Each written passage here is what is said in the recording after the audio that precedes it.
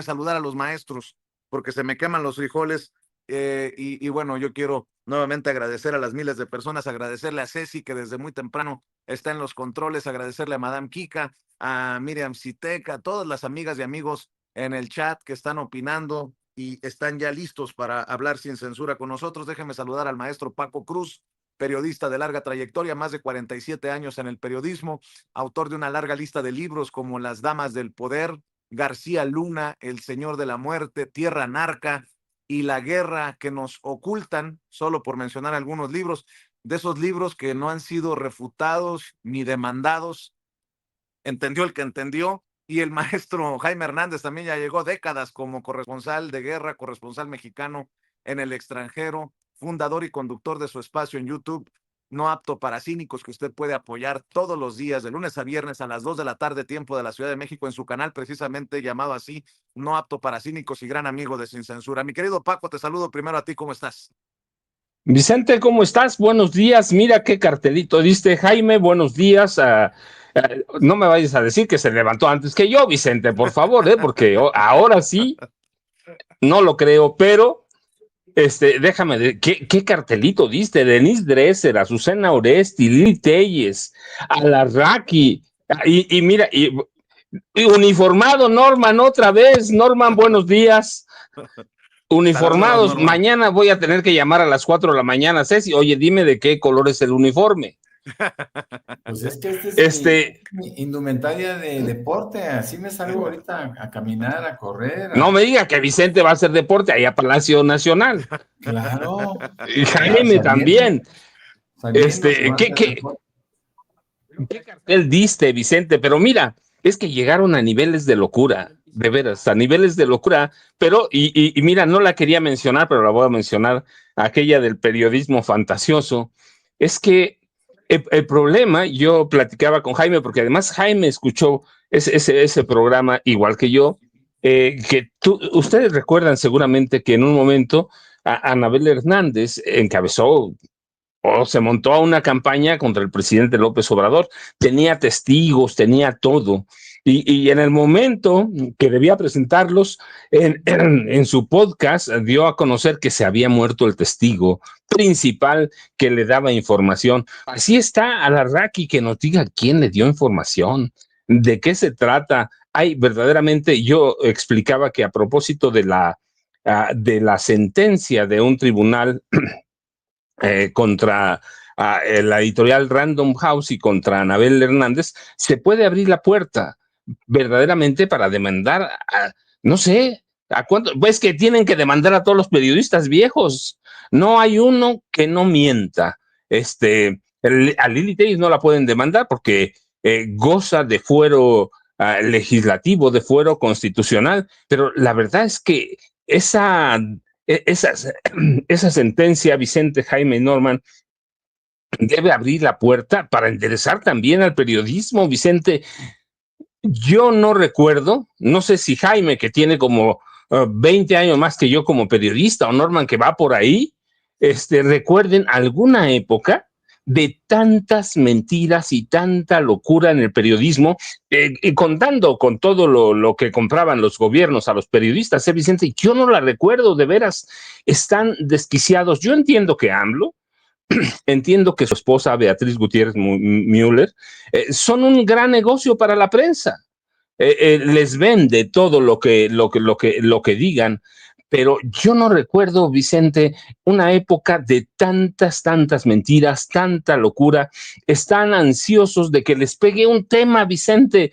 Uno, si Beatriz Gutiérrez Müller no se va a ir, bueno, pues entonces hacen que se arrepienta porque la opinión pública ha presionado. Están inventando cualquier cosa, Vicente, pero este es el periodismo viejo que se está viviendo en estos momentos, Vicente, que no encuentra un lugar y necesita un personaje. ¿Y qué mejor personaje que Andrés Manuel López Obrador? ¿O qué mejor personaje que Beatriz Gutiérrez Müller o el Jesús Ernesto López Gutiérrez, el hijo de Beatriz y de AMLO? ¿Qué mejores personajes para vender? Y desde España igual, Vicente, todos los conservadores están igual. A ver, yo Ahí está Jaime Norman, tú mismo que conoces la televisión por dentro, conociste TV Azteca de sus raíces. Yo no recuerdo una época de tantas mentiras, Vicente, Jaime y Norman. No, y de tanta esquizofrenia, locura, fíjate, estoy viendo a Chumel Torres, otro ejemplo. Para ser de izquierda les encanta irse a vivir a países de derecha. Ricardo Salinas Pliego dice, imperdible video, los políticos de Morena son cómplices del crimen organizado, mentirosos, traidores a la patria, corruptos, saqueadores del dinero del pueblo al que tienen muerto de hambre e ineptos para todos. Solo como ejemplo, estoy dando ejemplos. Luego veo por aquí a Riva Palacio. Estados Unidos abrió una investigación internacional para determinar si los hijos de López Obrador y políticos cercanos a él tienen cuentas en paraísos fiscales que pudieran tener recursos de procedencia ilícita. No, y nos podemos ir uno por uno y la lista es larguísima, mi querido Jaime. Yo coincido, fíjate, con el maestro Paco Cruz.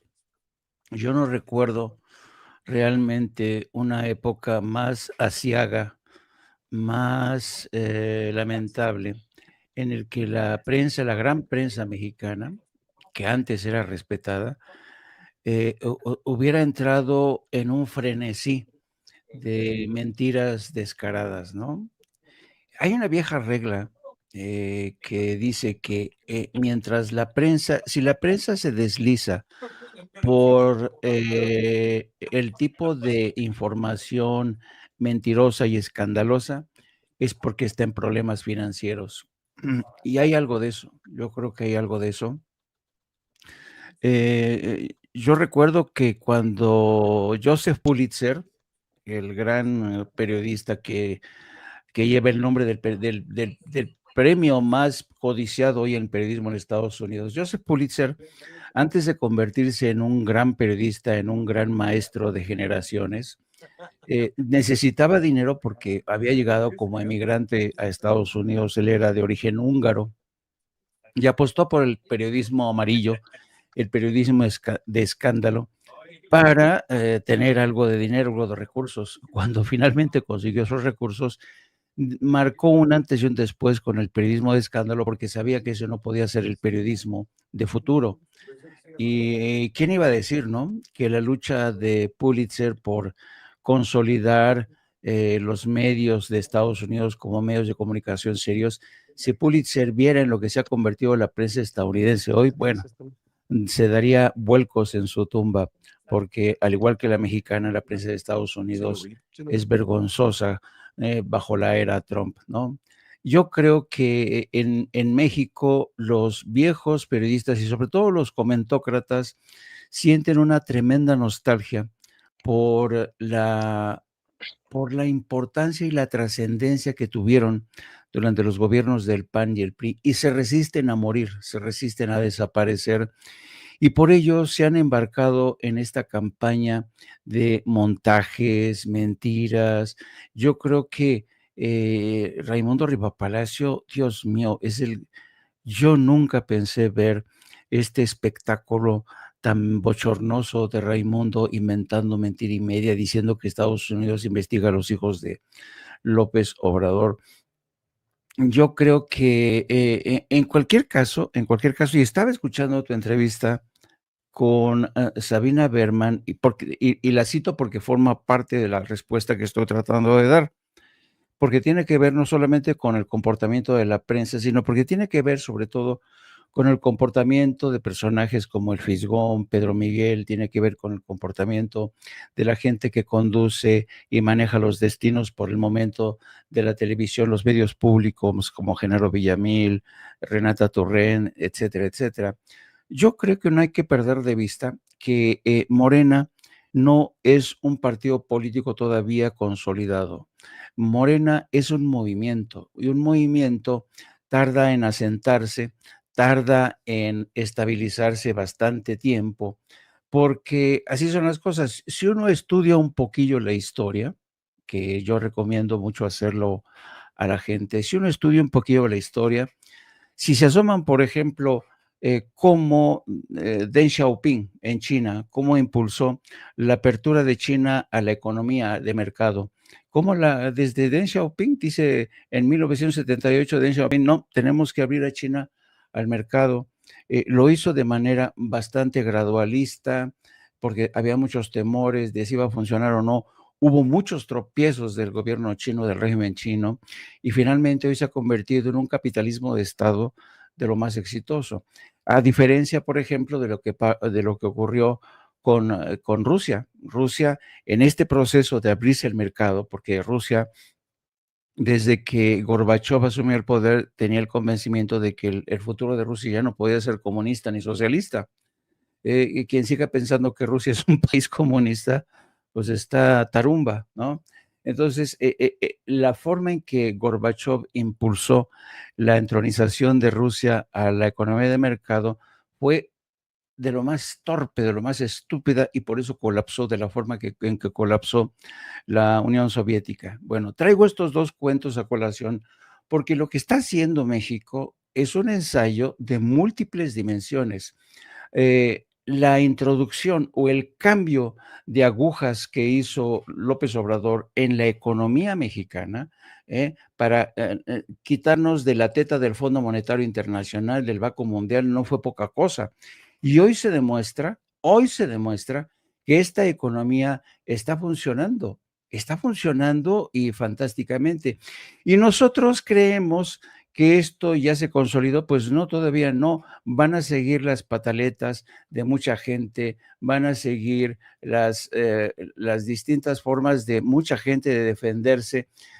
Mire, le voy a pasar ahorita mismo a Ceci para que lo ponga, para que vean la dimensión de lo que estamos hablando. Hoy The Guardian, que es un diario que durante mucho tiempo, se metió con el gobierno primero de López Obrador. Miren cómo maneja su primera plana de hoy, o la sección dedicada a México. Es una cosa como celebra, dice, histórico, cómo México ha hecho que las políticas de gasto social, de presupuesto social, hayan sacar de la pobreza a 13.4 millones de personas. Esto no es pecata minuta, esto no es moco de pavo.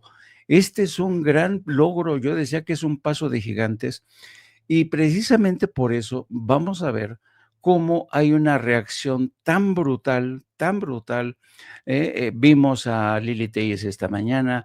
Hay que ver la primera plana del País de España insistiendo en que hay una guerra brutal contra el núcleo de la familia de López Obrador, y cómo esta guerra, se insinúa entre líneas, puede acabar con el experimento de la 4T, un poco haciéndose eco de la tragedia que se ha vivido en Bolivia por la bronca entre Evo Morales y Luis Arce. Así es que por aquí lo dejo porque no quiero chuparme todo el tiempo, porque pues, todavía falta por hablar, mi querido Norman Perry. Oye, a ver, quiero poner sobre la mesa también en torno a todo esto que no creo que ni siquiera la residencia o la posibilidad que manejó el diario ABC de España de que se fuera Beatriz Gutiérrez Müller a España con su hijo menor, Jesús Ernesto, sea el tema. Creo que lo profundo es golpear la credibilidad de López Obrador, que deja estos números que da a conocer el INEGI. Pero hasta entre los críticos ya están reconociendo el éxito de la 4T. Jesús Silva Herzog Márquez, que por nada es un periodista cuatrotero, dice en su columna hoy: el cambio registrado en el reporte del INEGI es muy positivo. Desconocerlo es elegir la ceguera. Hasta entre los adversarios admiten los logros y el éxito de la 4T, y además la reducción, como escribe Genaro Villamil también en redes, la reducción de la pobreza es un compromiso cumplido de la Cuarta Transformación. Por eso, de llamar la atención que anden ocupados en las chanclas de José Ramón López Beltrán y no en los 13.4 millones de mexicanos y mexicanas que salieron de la pobreza, de acuerdo al INEGI, no a Sin Censura, mi querido Norman. Fíjate que es muy difícil borrar un hecho tan trascendente, porque salir de la pobreza pues, es al mismo tiempo combatir la desigualdad, y ese es uno de los grandes pendientes y una de las grandes promesas que se habían hecho al inicio del gobierno del presidente López Obrador. Yo creo que también una vez que se evalúe la primera fase, los primeros 2 años del gobierno de la presidenta Claudia Sheinbaum, se van a obtener cifras, si no similares, sí bastante alentadoras, ¿no? El ataque que se está dando en el mundo de la ultraderecha, concretamente Vox en España, con todos sus periódicos, con todos sus diarios afines, en Argentina, ahora con los cambios que se han dado en Ecuador, en Bolivia, pues encontramos que hay una lucha, ¿no? Hay una lucha global, hay una lucha internacional de la derecha por recuperar algo de lo perdido. Por fortuna, los países dominantes, los países más grandes de América Latina, están en manos del progresismo, ¿no? Y obviamente me refiero a Brasil, a Colombia, a México, quienes siguen adelante, pero no están exentos del golpeteo. Lo vemos en Brasil contra Lula, lo vemos contra Petro, que es un día sí, al otro también. Lo vemos contra el presidente López Obrador, como uno de los puntos que ellos consideran débiles del gobierno de la presidenta Claudia Sheinbaum. Y bueno, todo esto es un golpeteo sistemático. No hay que olvidar, perdón, que desde 2018, cuando inicia el gobierno del expresidente, la estrategia que eligió la oposición y con sus medios, obviamente, fue la descalificación permanente de lo que fuera. Ya lo dijo la presidenta, lo que yo haga, lo que se haga, todo va a estar mal para ellos, porque forma parte de su estrategia, no hay otra forma de vivir. Y en ese sentido podemos inclusive incluir de una manera muy triste a la tía, perdón, a Alarraqui, Carlos Alarraqui, un hombre indefinido en todo, absolutamente todo, que por cierto me encontraba que ahora acusa a López Obrador de enviar a la Unión Tepito a callarlo. Y dice, es que un hombre muy importante de la 4T, me dijo que AMLO está sumamente enojado con la típica TV y le pidió a la Unión Tepito que arregle las cosas. Esto lo dijo en su programa de YouTube, que a pesar de su fracaso de carácter económico, aparentemente sigue, y creo que se va a incorporar por ahí, o lo va a incorporar a uno de los canales de Salinas Pliego. Yo creo que esos distractores, esa forma de desviar la atención, siempre utilizando como carnada a la familia de López Obrador y al mismo López Obrador, pues representan refritos de los que yo había hecho, ¿no? Por fortuna, en el caso, por ejemplo, de Beatriz Gutiérrez Müller, da una respuesta muy contundente al ABC y también contundente a los que se habían ilusionado con la posibilidad de golpear a Beatriz. Pero miren, yo lo dije ayer en Sin Censura y después más tarde en la noche también lo comentamos, pues realmente ella, cuando fue a pedir información al consulado español que está en Polanco, ella realmente, pues evidentemente se está ajustando o se estaría ajustando a la ley de memoria histórica, que no es otra cosa, española, que no es otra cosa que el reconocimiento de la gente que salió justamente durante la Guerra Civil y que lo hizo por razones de carácter ideológico y político, y eventualmente ellos tendrían derecho a recibir, ellos y sus familias tenían derecho a recibir un pasaporte español, que hay que decirlo, es comunitario, de ahí su valor, y lo harían desde un pensamiento político generalmente republicano, Vicente, porque la gente que salió durante la Guerra Civil Española es gente republicana, gente antimonárquica. Ayer yo explicaba también abiertamente por qué no tienen ninguna necesidad, porque además mi esposa, mis hijos, mis nietos, pues todos obtuvieron su pasaporte español sin haber pasado por ese tamiz de tener que rendir pleitesía o rendir o aceptar ser leales a un reino o a un rey o a X personaje español que está más allá, por cierto, de la credibilidad de la mitad del pueblo español. Así que la mitad del pueblo español es republicano y evidentemente está en contra de la monarquía. Y ninguno de ellos aceptaría andar jugando lealtades, ni mucho menos a ningún personaje, ¿no? Lo mismo sucede con la gente que se incorpora a través de su pasaporte español y utilizando la ley de memoria histórica. Así que bueno, hay muchísimo golpeteo. Parece que la familia del expresidente López Obrador es lo ideal, ¿no? ¿Se acuerdan cómo golpeaban a este niño que ahora tiene 18 años, pero que antes tenía 11 y que lo golpeaban de una forma miserable, aprovechando cualquier mentira o cualquier calumnia para ponerlo en contra a un niño de toda la población, con sus burlas, etcétera, etcétera. Entonces, aquí estamos viendo una fotografía en donde está, creo que es Sabina Berman, ¿no? Que está platicando con Beatriz y de espaldas está su hijo, que están en un aeropuerto en Minatitlán, Veracruz, y ellos venían justamente de haber estado en Palenque con el expresidente López Obrador. Entonces, bueno, se valen de cualquier cosa, todas las mentiras se van derrumbando y derrumbando, pero claro, algo queda, ¿no? Como diría el expresidente López Obrador, la mentira cuando no mancha, tizna, y es cierto, hay gente que dentro de 5 años va a decir, me acuerdo que se fue a España y se fue a vivir a una colonia, un fraccionamiento impresionantemente lujoso, Claro. cerca del, ¿no? Y eso es muy triste. Pero bueno, así son las Cuidado cosas. con Vicente. Así es. Y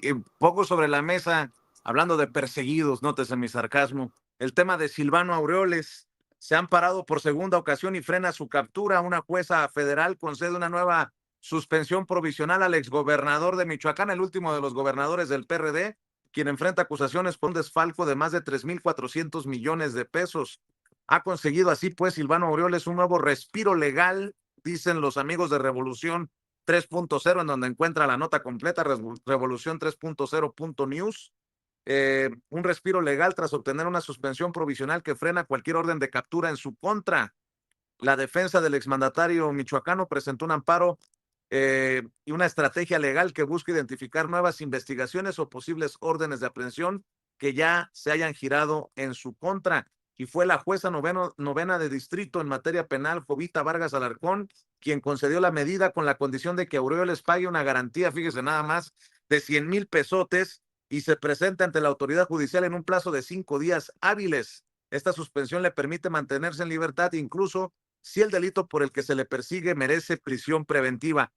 Multa de 100,000 pesos cuando se le acusa de un desfalco de más de 3,400 millones de pesos. Parece burla, parece chiste, pero no es. Mi querido Paco, seguimos avanzando con los comentarios. Vicente Jaime Norman, mira, pues este es un caso para el viejo Poder Judicial. Regularmente nos fijamos en otros casos mediáticos, como la sesión que va a sostener este martes la Suprema Corte y que nos puede dar una sorpresa, pero quedan pendientes estos casitos cuando hablamos del año de Hidalgo hace meses, de personajes que tienen arreglos con la justicia. Para mala fortuna de Silvano, mira, aquel hombre del banquito frente a Palacio Nacional, para mala suerte de él, eh, Jaime y Norman, para mala suerte de él, el próximo día 31 de agosto termina terminan las funciones del Poder Judicial como lo conocemos ahora, empiezan nuevos y personajes pillos, sinvergüenzas como Silvano Aureoles, van a tener ahí van a tener problemas verdaderamente, porque yo lo he dicho, para mí lo importante, además el cambio en la revolución de la Suprema Corte de Justicia, el Tribunal de Disciplina Judicial, que va a meter en orden a jueces y a magistrados que conceden amparos a este tipo de personajes pillos. La Lord Paddle lo vimos ayer, así que para mí ese es el cambio, pero Jaime, Norman, Vicente acaba de salir, Vicente está entrando a Palacio Nacional, pero es el caso de Silvano, pero es el caso del Poder Judicial, Jaime, ¿cierto? Sí, y yo creo que el Poder Judicial, no nos sorprende cómo ha estado actuando el Poder Judicial en el curso de los últimos días y lo va a seguir haciendo porque supongo que tienen pues están rebañando el plato antes de largarse, están rebañando el plato o poderosos intereses y lo siguen presionando para que los liberen de escándalos financieros, para que los liberen de la paga de impuestos, para que los liberen de la cárcel, para que reduzcan, para que los absuelvan. En fin, vamos a asistir en estos últimos días a este espectáculo tan bochornoso. Pero mira, Paco, yo la verdad, francamente, espero que no se atrevan con el caso de Ricardo Salinas, porque estamos hablando de 72,000 millones de pesos, pero digamos que esto forma parte de, ¿no? Esto forma parte de los cambios que estamos viendo. Sabíamos que estos cambios de la 4T no se iban a dar de la noche a la mañana. A veces hay que, a veces hay que tener la paciencia de un campesino y, y la paciencia de un campesino es proverbial porque el campesino sabe que las cosechas no llegan de la noche a la mañana. Hay que esperar cierto tiempo para que el fruto madure, para que el grano crezca y explote.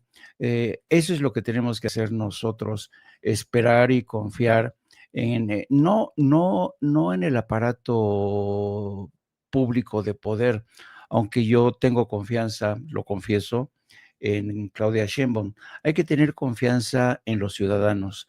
Andrés Manuel López Obrador tenía una enorme confianza en el pueblo, porque la sabiduría de Andrés Manuel, desde mi punto de vista, se parece mucho a la de un campesino. ¿Cuántos años esperó Andrés Manuel López Obrador para conquistar la presidencia? ¿Cuánto tiempo le llevó recorrer todo el país con esa paciencia para ir sembrando semilla, agitando conciencias, despertando a la gente de de ese largo letargo? Yo creo que Andrés Manuel López Obrador es el que mejor ejemplifica esa paciencia de campesino. Él sabía que las cosas, los cambios no se iban a ir de la noche a la mañana, pero tenía sobre todo fe en el pueblo, porque el pueblo es el que resintió en sus carnes todas las injusticias que trajo consigo esta racha del neoliberalismo tan brutal, ¿no? Yo ayer estaba tengo esta obsesión por estudiar la forma entre los modelos, en cómo fue él afectando el neoliberalismo en distintos modelos económicos, y me puse a estudiar, fíjate, es muy interesante, no me voy a alargar mucho. El neoliberalismo que China trata de contener con mucho trabajo, pero se estaba consciente que tenía que abrirse la economía. En cuanto llega e impacta en China, lo primero que hace el neoliberalismo es enriquecer a un sector de China y dejar en la miseria a otros. Fue uno de los primeros fenómenos que ocurrieron en China. En mayo de 1989,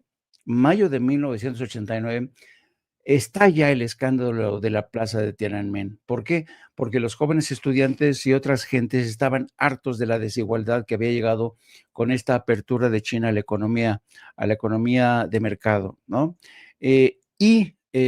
Lo mismo empieza a ocurrir en Rusia, porque Rusia, al abrirse también al mercado y al neoliberalismo, que era un neoliberalismo salvaje, ve cómo este nuevo sistema entra en choque con el sistema socialista y se desploma la Unión Soviética, ¿no? En 1989 cae el muro de Berlín. 5 años después, cuando México abraza el Tratado de Libre Comercio con Estados Unidos, se produce el levantamiento zapatista. Pero México, a diferencia de China, que tuvo una masacre en la plaza de Tiananmen, o Rusia, que tuvo todo este colapso, México pagó una factura durísima con el Fobaproa, con mucha gente que empobreció, mucha gente que se suicidó por el tema de la deuda. En fin, yo creo que todos, si tú haces una revisión, la factura que todos pagamos fue brutal por ese modelo neoliberal. Yo creo que ahora es tiempo de seguir apostando por este nuevo modelo. Creo que es un modelo muy prometedor, es una ruta no antes explorada, es un medio camino el que ha elegido México. No se desmarca, no se sale de la economía de mercado, pero hace que el Estado mexicano sea el rector de la economía, como ocurrió durante mucho tiempo, ¿no? Y mientras todo esto ocurre, es reajustar la maquinaria del aparato judicial. El poder legislativo, acuérdense que todavía está en puertas la reforma electoral, que va a suponer una prueba para el poder legislativo. Todo este reacomodo forma parte de un proceso, y nosotros tenemos el gran privilegio, querido Paco, querido Norman, de ser testigos de este proceso en marcha que estamos atestiguando, ¿no? Y yo creo que es fascinante vivir los tiempos que hemos vivido, y ojalá que realmente todos, entre todos, lo digo por el bien de todos, consigamos llegar a buen puerto. Sí, la verdad es que todavía para sentarse, después de lo que vimos en Bolivia y hemos visto en otros países, al movimiento Regeneración Nacional le falta mucho, pero aprovechando de ese mucho, Norman, hoy es una sesión extraordinaria de la Suprema Corte, pero mañana puede ser una sesión también ordinaria o extraordinaria del Tribunal Superior, Tribunal Electoral del Poder Judicial de la Federación, en el que pueden tratar o van a tratar un proyecto que puede ser el último esfuerzo para anular la elección de 5 ministras y 4 nuevos ministros que tomarán posesión el próximo 1 de septiembre, Norman. Fíjate qué oportuna reflexión y pregunta estás haciendo, mi querido Paco.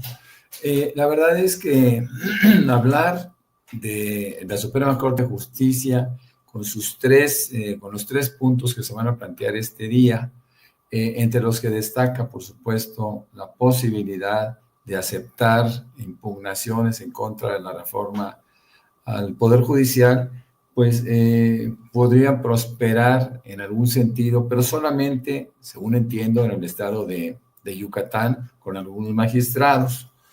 Otros puntos, pues, son la elección que ellos quieren hacer, o ellos quieren decidir y definir a los 2 personas que faltan, a los 2 magistrados del tribunal que faltan para poderlos incorporar.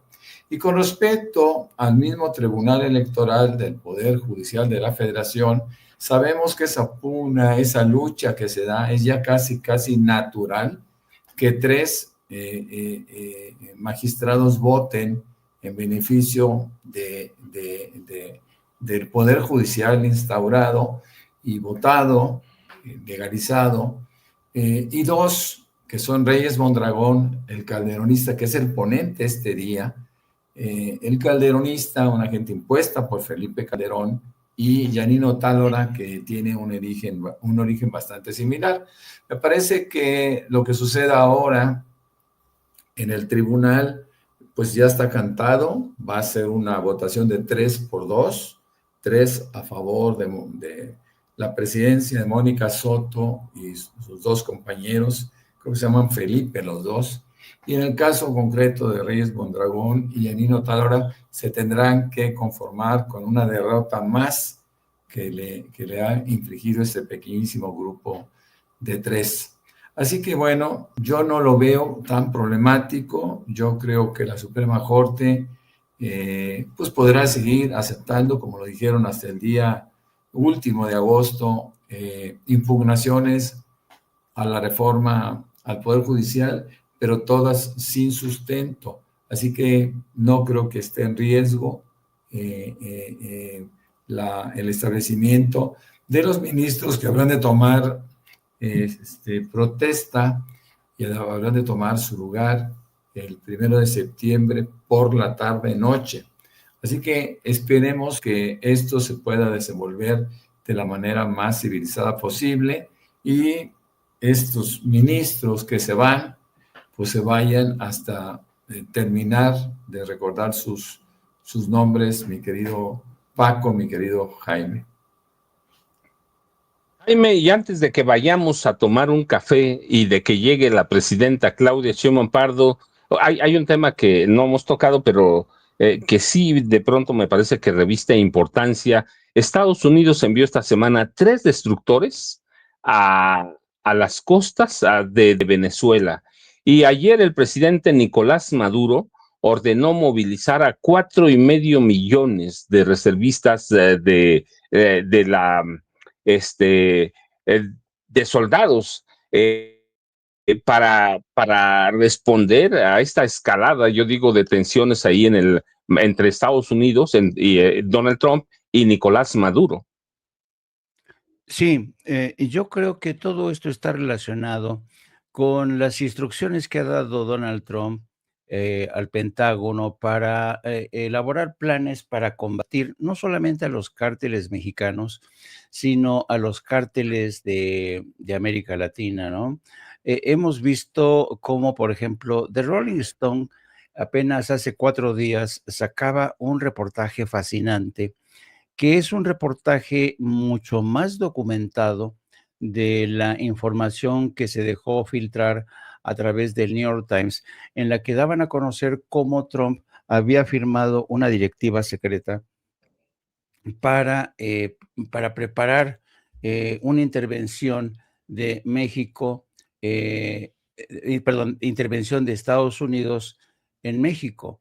Entonces, y yo creo que es fascinante ver cómo, le voy a poner a mi querida Ceci la portada de lo que consignaba esta semana, el pasado 15 de agosto, para ser más exactos, de Rolling Stone. Y el Rolling Stone hace un reportaje bastante amplio en el que varios especialistas que han tenido acceso a esta directiva y a sus implicaciones revelan hasta qué punto Donald Trump está pensando no solo con la forma de acabar con los cárteles en México, sino de toda la infraestructura de los cárteles en América Latina.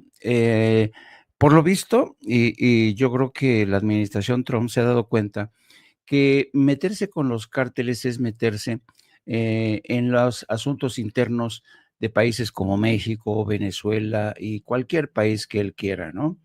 No es la primera vez que Estados Unidos hace esto.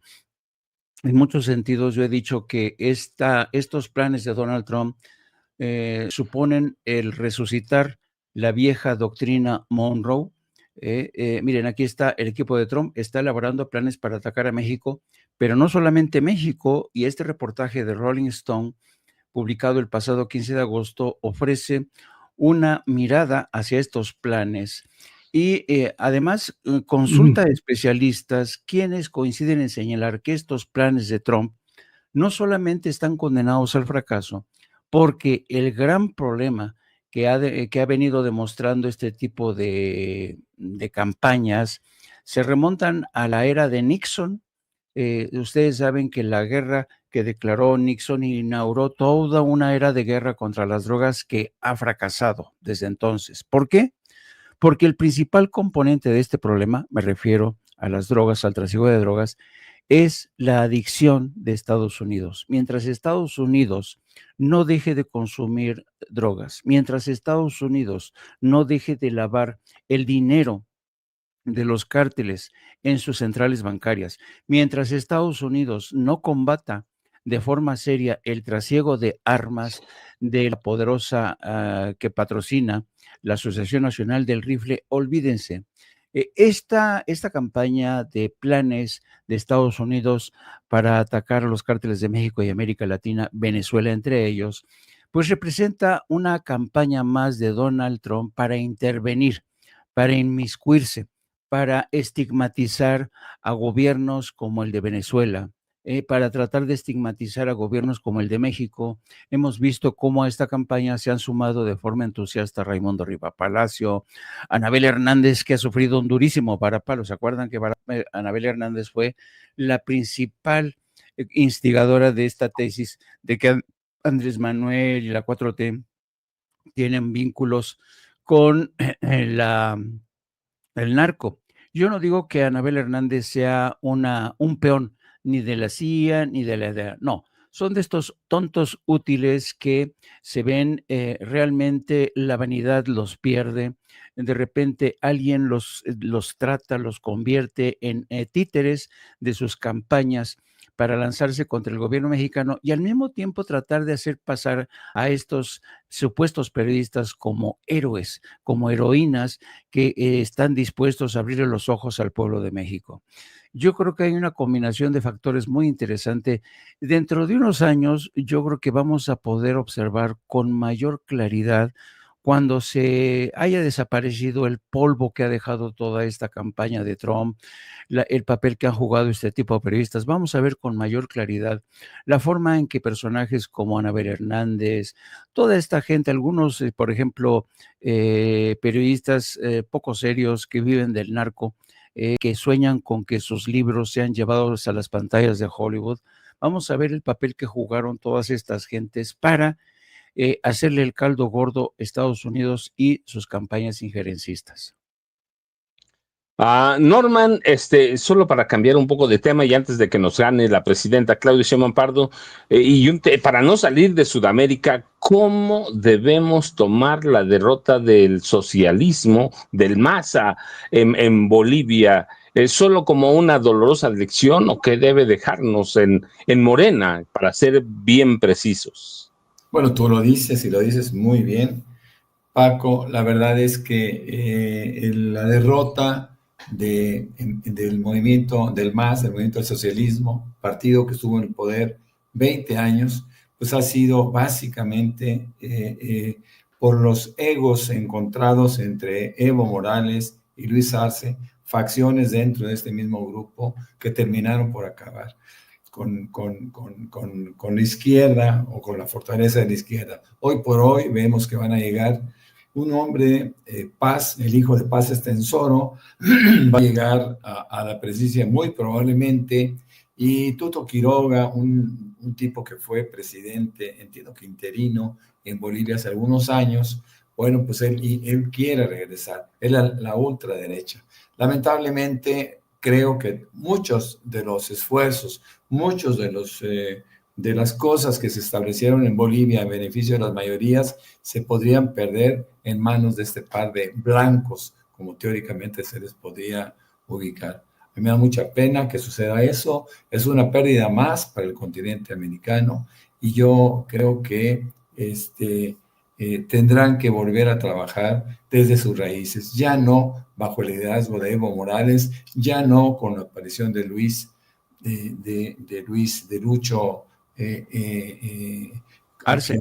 Arce, que hoy por hoy sigue siendo el presidente hasta octubre. Sabemos que las elecciones finales pues van a ser en octubre, en donde ya a través del balotaje se va a determinar quién ocupa ese presidente. Ciertamente es una llamada de atención para Morena. No se puede incurrir en desvíos de la atención y creo que nosotros estamos muy a tiempo para evitarlo a como dé lugar, al precio que sea. No se puede ya permitir fracturas dentro del partido. Norman, ¿a dónde te buscamos? ¿A dónde te vemos? Ya seguramente está por llegar la presidenta Claudia Sheinbaum Pardo, pero nosotros sabemos, pero ¿por qué no nos lo dices, por favor? Bueno, pues yo tengo el privilegio de tener primero una cuenta de X como Norman F. Pearl y también en Facebook. Y ahora mismo, bueno, pues sabemos perfectamente bien que me pueden encontrar en este programa de 7 a 9 de la noche con Norman Pearl. Basta con que se metan al canal Norman Pearl TV y ahí podrán encontrarnos a los maestros Jaime Hernández y Paco Cruz, con quienes tengo el privilegio de participar y de llevar hasta ustedes la noticia. Recuerden, de 7 a 9 de la noche, de lunes a viernes. Sí, de 7 a 9 con Norman Pearl, Jaime Hernández y Francisco Cruz. A Jaime, además de no apto para cínicos, y los cínicos que somos, ¿a dónde te buscamos? Efectivamente, me pueden encontrar en Opto para Cínicos todos los días a partir de las 14 horas. Apúntense, suscríbanse a ese canal. Es fabuloso, fabuloso ese canal, con un ideólogo de cabecera sin parangón, Yago Batusay, mi perro enano chihuahua. Yo tengo el gusto, el privilegio de contar con el mejor editorialista en 5 ladridos, Yago Batusay. Los espero ahí a las 14 horas. Y luego a las 19 horas, con el querido Norman Pearl y Paco el Hermoso. Sí, mi querido. Oye, Paco, por cierto, ¿me recuerdas cuándo son tus conferencias en Oaxaca? El 6 y 7 de septiembre, sábado 6 y domingo 7, todavía, ya tengo los temas, luego se los paso. Hoy a la tarde ya están definidos, pero son dos conferencias ya confirmadas, 6 y 7 de septiembre en Oaxaca, pero déjenme decirle, se van a divertir, y después de 7 a 9 pueden seguir a la videocharla nocturna con Vicente Serrano, que ayer nos regaló la entrevista con Sabina Berman, que hoy repetimos, esta mañana repetimos, así que por favor, júntese primero con No Apto para Cínicos, con Jaime, que de veras es un showman en su programa, se lo recomiendo. Yo me la paso bien, además de que me informo, me la paso bien divertido. Y por la noche, ¿qué les puedo decir? De 7 a 9. Y después seguimos con Vicente Serrano. Y ya sabe, a los 3, like, compartir y suscribirse, como dice Vicente Serrano, para ver si estos cabrones de YouTube nos ponen en la marquesina de los programas. Y ya saben, nada más la campanita. Y sé si todavía tenemos la tienda, sí, ¿verdad?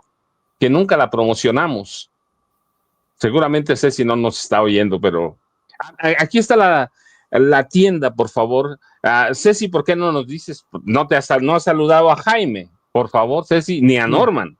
No, nada, nos he ignorado. Gacho. No quiere hablar. Buenos días, queridos maestros, mis respetos. Para mí siempre es un honor escucharlos a los 3 y también con un gran equipazo con Vicente Serrano. Pues sí, yo les digo que les invito a todos que pasen a la tiendita de Sin Censura, a www.shopsincensuratv.com, y pueden adquirir sus artículos, ya sea una tacita con el logo de Sin Censura, un delantal o una gorrita, que bueno, para este verano creo que es muy atractiva. Y también tenemos sudaderas que pueden usarlas en temporada ahorita de otoño y para el invierno. Y para las personas que están interesadas en tener una noche agradable, hay almohaditas con la imagen de Vicente Serrano. Bueno, caballeros, yo los dejo. Es un placer escucharlos. Gracias. Ceci, buenos días. Jaime, ya viste, ya te dieron otra idea. En vez de mandar a hacer las playeras con Yago Batusay, puedes mandar a hacer almohadas con la imagen de Yago Batusay, además de tus tazas, además de todo. No, ¿sabes qué? Ya se me acaba de ocurrir una mejor idea. Voy a mandar a hacer almohadas con la imagen de Paco el Hermoso. No me la voy a acabar. No. Va a haber un ejército de fans sabroseándose al maestro Paco Cruz en la almohada. Ay, maestro Paco Cruz, por favor, rásqueme la espalda, maestro Paco Cruz. No. Sería un gran negocio. Almohadas de Paco el Hermoso. Pues ahí síganlos, por favor. Norman Per de 7 a 9 con los 3, ahí estamos. Jaime con Otto para Cínicos, y de 9 a 10 la videocharla nocturna con Vicente Serrano. Ellos se van, yo me quedo nada más unos minutos a esperar a la presidenta, pero por favor síganos. Y nos vemos al rato, Norman. Jaime, ya debe estar la señora presidenta por unos minutos más. Gracias a los dos. Gracias, Norman. Nos vemos al rato. Y mañana me vengo con el uniforme de negro. Por favor, Paquito, por favor. Y déjeme decirle, ¿con qué me quedo yo hoy?